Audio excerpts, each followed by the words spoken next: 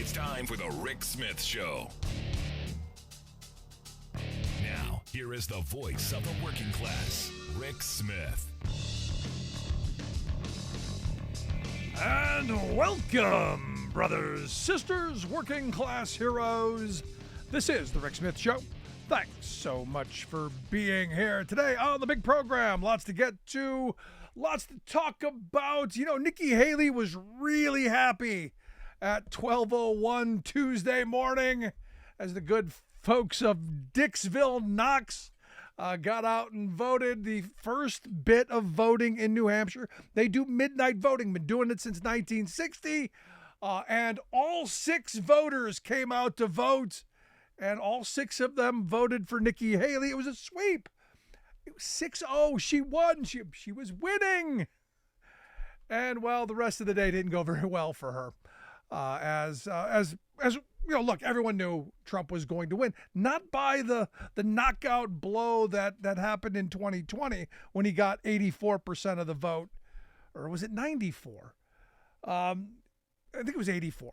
But either way, not the knockout blow. He got over 50%, yes, but it wasn't enough to completely take her out of the primary. So this is going to continue. Look, I think it's cemented that Trump's going to be the candidate. I know a lot of people are wishing and hoping, and there's a lot of conversations from certain folks going, no, it's not going to be Trump. They can stop him. No, it's not. And I've been saying from the beginning that Trump's going to be the guy. Like it or not, we have to fight this fight. You're going to have to stand up and fight for the soul of the country, and you're going to have to do it with ideas. You're going to have to bring moderate, sane, if there are many left, rational Republicans over to the Democratic side to vote against Trump. And look, you know, I got to tell you, I was looking at some of the exit polling that really shows just how crazy Trump voters are, or what their belief structure is. Because what was that? It was like 80% of Trump voters said that they don't believe Joe Biden won the 2020 election.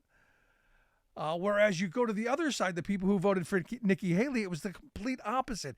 83% said, yeah, of course he did. You know, this is one of those weird things where, you know, what was it? 85% of Trump voters said that if Trump's convicted of the 91 felonies that he's facing, you know, he'd be fit for office and I'd vote for him. It kind of makes you go, it's a cult. And we have to understand, as a country, have to deal with this.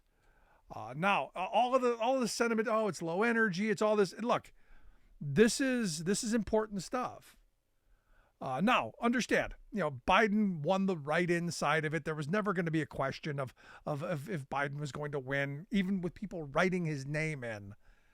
He's going to be the Democratic nominee. I know Dean Phillips wants to. I'm not even going to talk about that. I know that he wants some bit of attention. Not going to matter. What has to happen going forward is Biden and his campaign have got to make a play for the airtime, because the one thing that Dean Phillips is right about is Biden and the Democrats have ceded a whole bunch of airtime to Trump and to Nikki Haley and to, you know, DeSantis and the rest of the clown show that they should have been fighting for. Because look, our media just wants a horse race. They just want something to grab people's attentions. They want to be able to rip and tear and build people up and tear them back down. They need that. And Biden and the Democrats have got to get out there, and they've got to engage in this process. Now, the good thing, understand, the primary in New Hampshire now over. Going to move on down the road. Nikki Haley thinks South Carolina is going to be what's going to save her. Might. You know, she gave one of the more energetic concession speeches that I've ever seen. Very positive, and that's her shtick. Because she thinks that's going to be the claim. I do find it interesting that you would never hear Trump concede. And if she does win in South Carolina, do you think Trump would concede?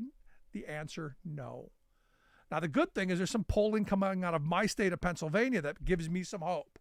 A new Susquehanna polling and research poll finds that Biden is leading Trump in my state 47-39. That's, I got to tell you, is great news this far out from the election for an incumbent president that has really not been out there fighting the fight, has not been out there saying, hey, look at me, this is why. I don't think they've made their case yet. And that's why I think right now, you better start doing that. Trump is going to be the guy. And look, Dean Phillips is wholeheartedly sold on, there's no question Trump's going to win. I don't know. I think there's a 50-50 shot, maybe a little bit better than 50-50 that Trump does win. I think there's a real chance of that if the Biden camp doesn't get out and make their case. And I think they will. Look, the whole summer is all going to be about, hey, look what we've done. Look at our record compared to Trump's record. Look at the direction we're taking the country. And as I've said a number of times, and I've gotten a lot of people to say, I think you're right on this, Rick. I know I'm right on this. They need to go out there and talk about vision. They need to talk about future, where we're heading. Say, yeah, things have been tough. We inherited a massive mess, a historic mess, a once-in-a-100-year mess from Donald Trump. We had to clean that up. Not to mention the people who came into our Capitol and soiled our floors. Literally had to clean the you-know-what out of the rug. So, in that, go, look, we did all this. We did the work. We're going in a direction that's going to give us hope and opportunity for the future. We're going to rebuild that pride of community. We're going to rebuild that pride of production.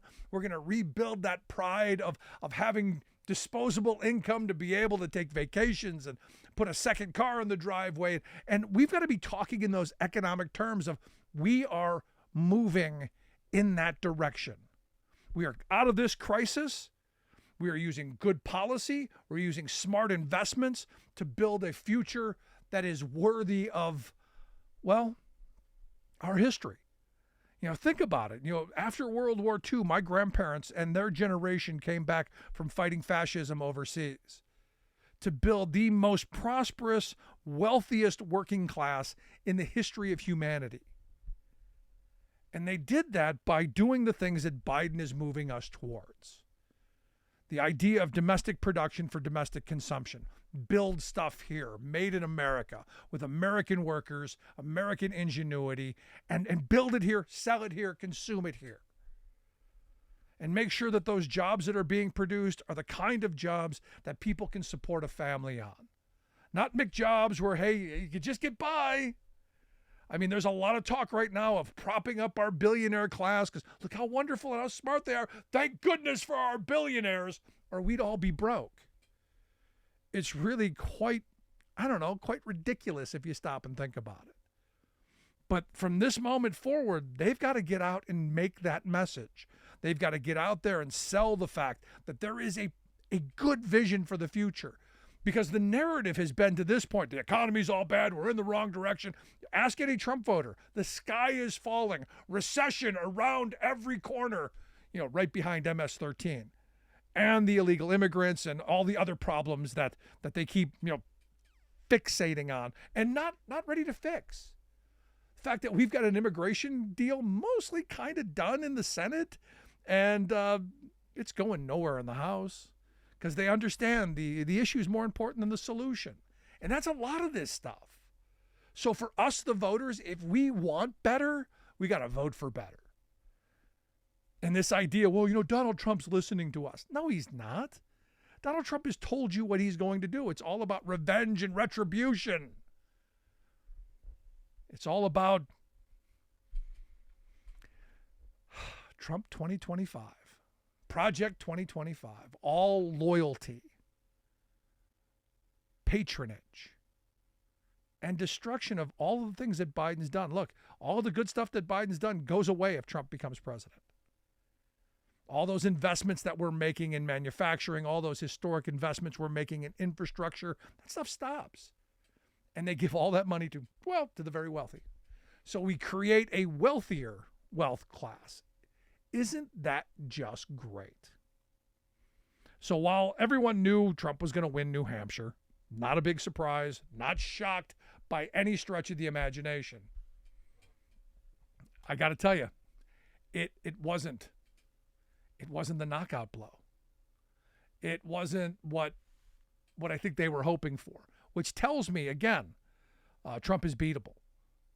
And in November, when it's Trump and Biden, I still think there's a good shot that Biden can pull it out with the right messaging. You got to get out there and deliver the punchlines. You got to get out there and ball up the digits and mix it up. And a Democratic Party that has to have some message discipline. Just my views. I want to hear yours. Email me, rick@thericksmithshow.com. Got a lot to get to today. Our good friend Pete Dominick's going to be here, comedian and podcaster over at Stand Up with Pete. You want to check that out. I'm going to take a quick break. Right back after this with our good friend Pete Dominick.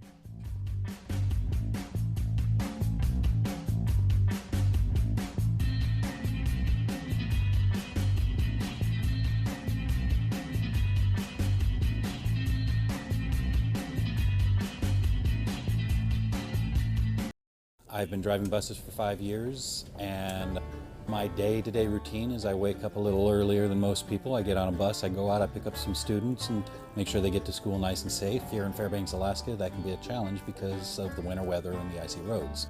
But I love the job. So the Teamsters are great. They provide us a lot of protections. They've always taken care of their people, made sure that our jobs were secure. We didn't have to worry about whether or not we'd have a job from day to day. And that's amazing because before we'd be working 4, 6, 8 hours a day and only earning minimum wage was real difficult to make a living. And then the Teamsters pushed a lot, so we make something we can live off of and not have to have a second job. What absolutely gives me peace of mind. The union membership allows me to focus on this job without having to worry about whether or not my family is going to be taken care of. I'm Andrew Case, and I'm proud to be Teamsters Local 959.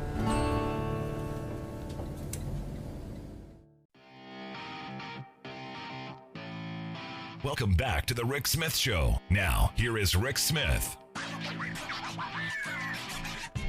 I got to tell you, Nikki Haley gave one of the most cheerful, one of the nicest concession speeches I think I've heard there in New Hampshire after it was announced that she was going to lose. And look, everyone knew she was going to lose New Hampshire. It was close. It was close. Got to give her credit. But her cards are, I think she's betting all on South Carolina. But the quote that grabbed me out of the whole speech was how you're going to go after Joe Biden. And, Joe Biden isn't getting any younger, she said. And in my mind, I go, neither is Donald Trump. Have you been following some of the crazy nonsense coming out of his pie hole? Anyway, here to share some thoughts on, the sanity and where this may all go. I've asked our good friend Pete Dominick to come talk with us. Stand-up comic, host of Stand Up with Pete.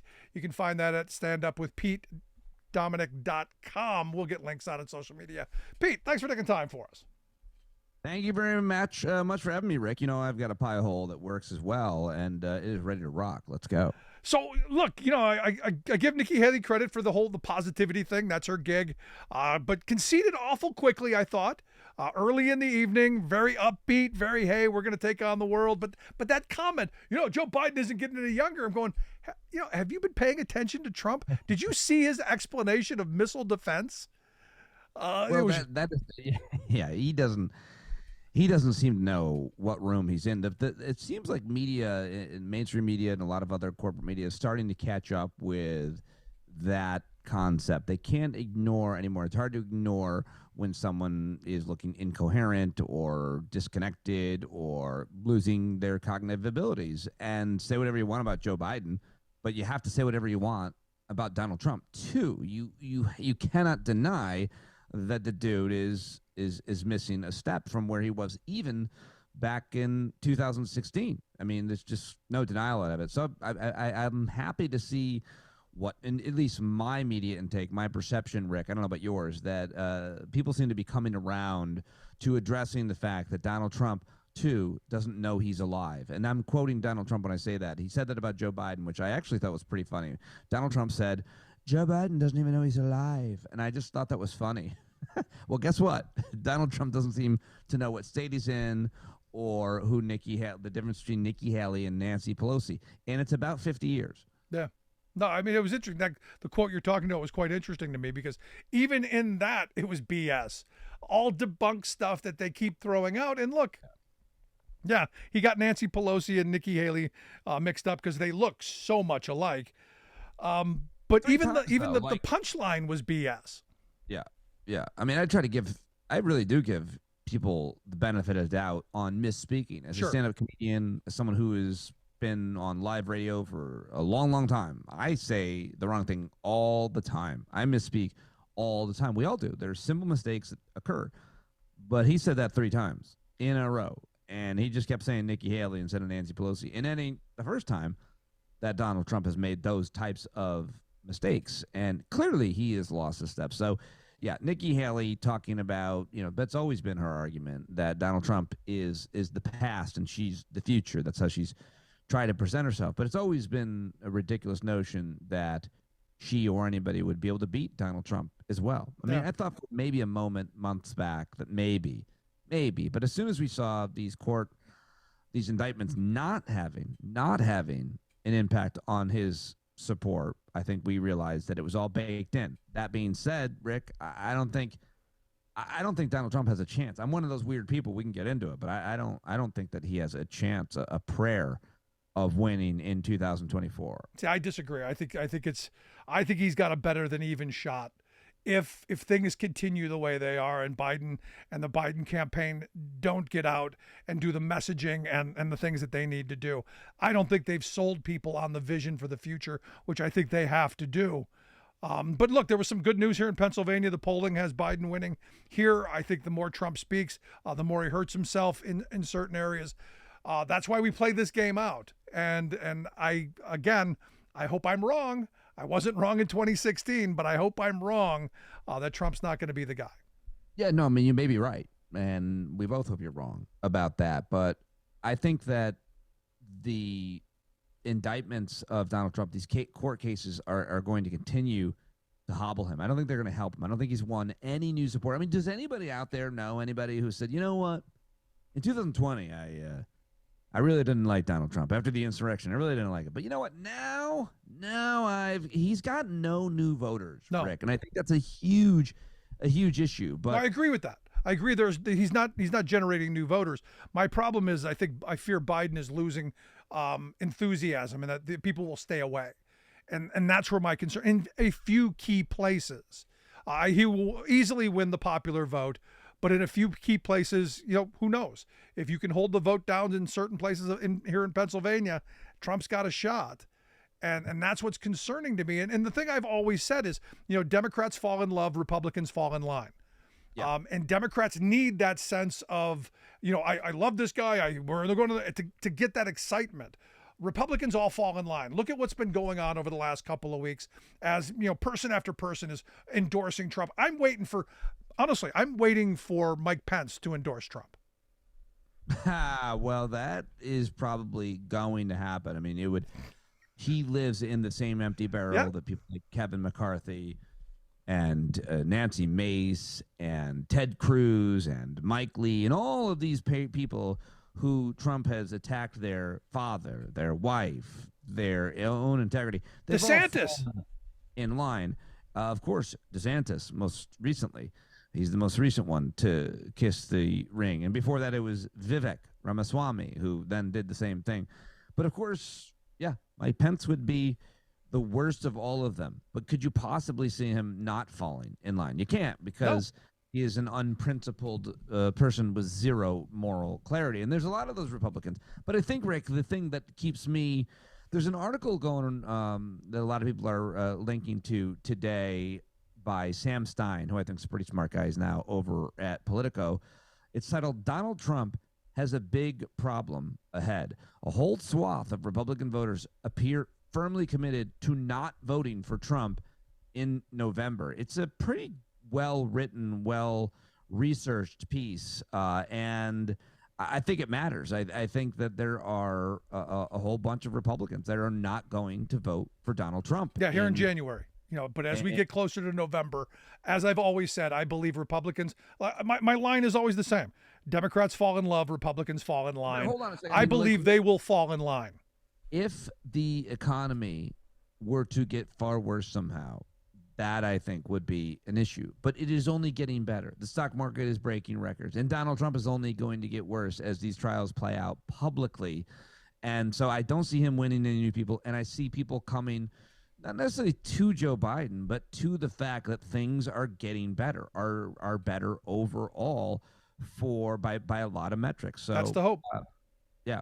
No, I mean, that's the hope. If the economy gets better, and you could point to the fact that, hey, I did this, and you do what I said, back 2 years ago, big giant cardboard cutouts of Biden pointing his finger saying, I did that, then yeah, I think he's got it. The other thing I've been making this point everywhere I go, everywhere I talk, certainly on my daily show, Rick, is that I don't think you need to do a show every day or I need to do a show every day anymore. Let's just rest today, not do any more shows, because the only thing that really matters, we can analyze these things day to day, granularly, and talk about what is happening in all camps. But the only thing that matters, maybe, is women's reproductive rights, the issue of abortion. To me, that is an issue that we could talk about it every day, all the time, and only that, and we would be right to, and it would be the only thing that matters, but then we would have no show. We would have nothing else to talk about. But the truth to me is that is the issue that is going to activate more voters than any other one thing. That Donald Trump represents, symbolizes a national abortion ban. And guess who knows that? The Biden campaign. They know it, and they've launched their campaign specifically on that issue this week.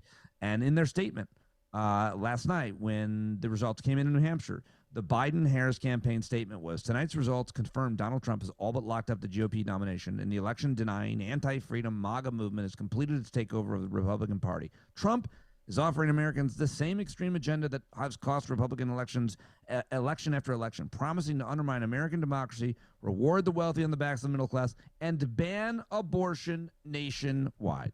That's their statement, partially. And I think that matters. I think that the abortion issue will animate voters so much that will be the deciding issue, as it has been in a lot of states, including red states, when put it up for a referendum. Yeah, your thoughts, Rick? No, Smith, I hope so. Look, when you're taking freedoms and you're taking rights away from people, I hope it gets people upset. I hope it gets people angry. You've taken my freedom of cursing on your show. How do you think I didn't do that. The FCC did that. Blame them.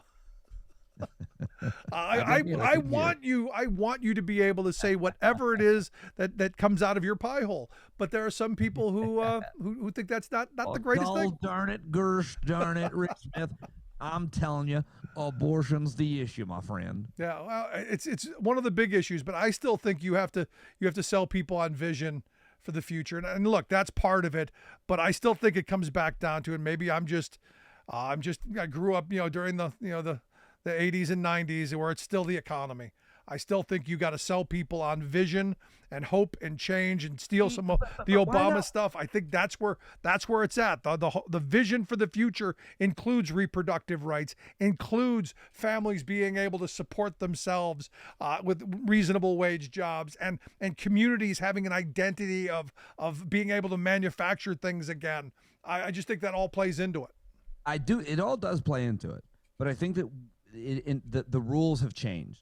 I think it was always economic interests, no matter what. We vote on our own economic interests, and often, obviously, we vote against our own interests. I think that was generally true during the 80s and 90s in the elections that we've covered and followed during our lifetime and been a part of. I think it's different, Rick. You just said a minute ago, though, Pete, that if we have a downturn, if things don't look so great, it's going to be bad. Well, I think it's true that if I do think both things are true. How dare you pin me into this corner? I do think it's true that if there were an economic downturn, that would sour the vote, that would keep people home, that would turn people against Joe Biden potentially. I don't think that's going to happen. But even if it did, I still think that the game has changed on the issue of women not having reproductive rights. I think overwhelmingly Republican women even do not want this. And it's certainly true of a lot of men. I mean, a lot of men absolutely want women to be able to get abortions, to be able to practice self-control, birth control rather, and because they can't practice self-control. I think that is going to be such an animating issue, and I just don't think that we in our lifetime have ever had anything like this, a right being taken away. When you take away a right, you lose elections. No, and they're paying for it. You're absolutely right. Last question I've got for you. USA Today reported that the doomsday clock has moved a little bit closer, that we are, 90 seconds from humanity self-annihilating itself, the closest to self-annihilation ever. Any thoughts? Yeah, I'm a positive person. I'm an optimistic person. And here's where I start and end my day. We're alive. There has been no nuclear vaporization. And I can't believe it. I can't believe we haven't nuked each other out of existence. But something has prevented that. Some shred of humanity in the most powerful nations in the world has created a certain sense of responsibility that we are still here. We can talk about all the existential threats, from climate change to nuclear holocaust to any number of other issues that we are facing, AI and so on. I wake up every day, Rick Smith, and I say, I am lucky to be alive. I am here, and I'm going to make the best of this day. So you can bring your doomsday clocks. You can put them up on my wall. You can warn me of what's going to happen. What you can't do is sour me on life, Rick Smith. I'm here. I'm healthy. I'm happy. I'm mindful of the moment, and this is all we have, the moment, not the past, not the future, right now. And right now ain't doomsday because I'm on the Rick Smith Show. Oh, that's fabulous. But, here's the thing that gets me. I don't ever remember there being a report of my lifetime that things aren't getting worse on the doomsday clock. Could we just have maybe 1 year where we go, no, it's okay. We're okay. Well, we should all have our own doomsday internal clock. Like, what is your own personal well-being, your own personal emotional and physical health? Because that your own doomsday is what matters. And so we should do our best to try to take care of ourselves and avoid sugar and carbs. So I want to go back real quick. Do you think Mike Pence will actually endorse Trump? Do you think he'll come out of the courtroom after testifying against him and saying, I'm going to endorse Donald Trump? The guy who wanted him hung by the neck? Absolutely. I think he would take a spot in his cabinet too. Yep. Absolutely. Wow. Yeah, he's I followed Mike Pence's career, his whole career in Indiana when he was a congressman. He is absolutely empty.